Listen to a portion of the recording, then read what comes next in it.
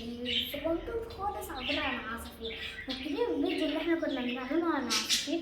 دلوقتي هي باظت بس بتعصفر صغنطوطة خالص.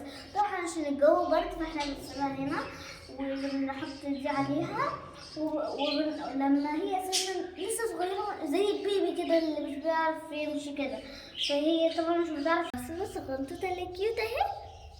طبعا انتوا مش شايفينها عشان هي لسه كده القفص ده. بس طبعا انا دلوقتي راح ادخلها جوه عشان الجو برد عليها، مش هتعرف ان هي تطلع لوحدها عشان السرير زي الله. خايفه جدا. احسن بنتي جوه جوه. طيب جوه بس. خايفه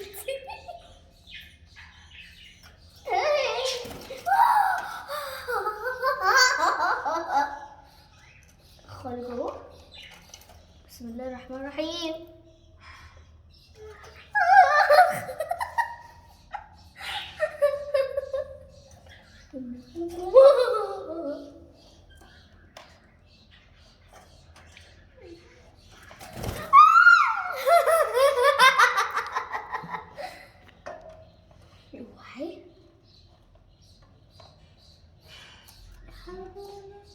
والله ما عارفه امسكها ازاي عشان جسمها ضعيف جدا، كأن انا ماسكه بتاع ده سلك.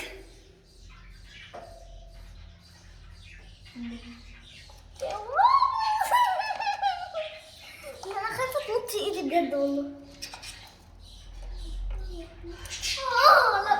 لا جسمها بيخلي الواحد يخاف كده. طب جوه اوتي عشان اعرف جوه. طب انا لما اعمل ايدي كده لا. ادخلي يا بنتي.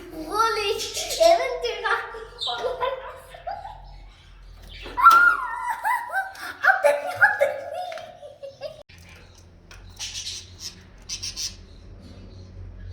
لا اوعي دي تعضني بقى يا روحي يا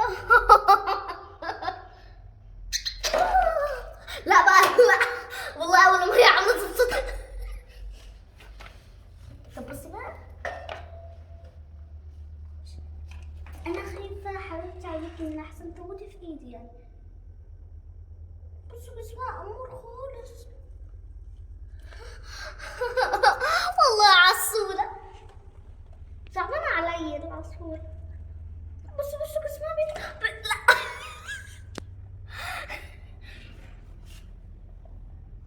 بصي بقى عشان جسمي بيترعش. يا حبيبتي جسمها ضعيف ما اقدرش.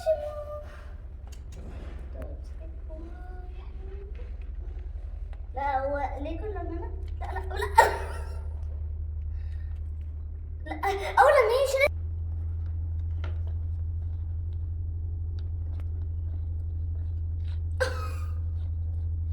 يا حبيبتي شلت اجنحتها. لا ادخلي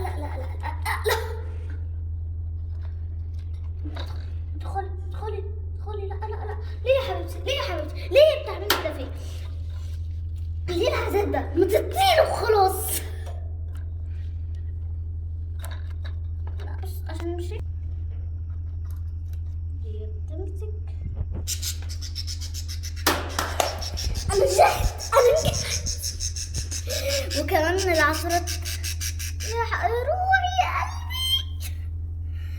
قلبي. اوكي لا بجد العصفورة بجد يعني كانت تخوف، جسمها ضعيف برضو. عصفورة التانية بس شايفها ازاي؟ شايفين عصفورة دي ده داخل جوه. نو حبيبتي انا مش هعمل لك حاجة والله. تو ازور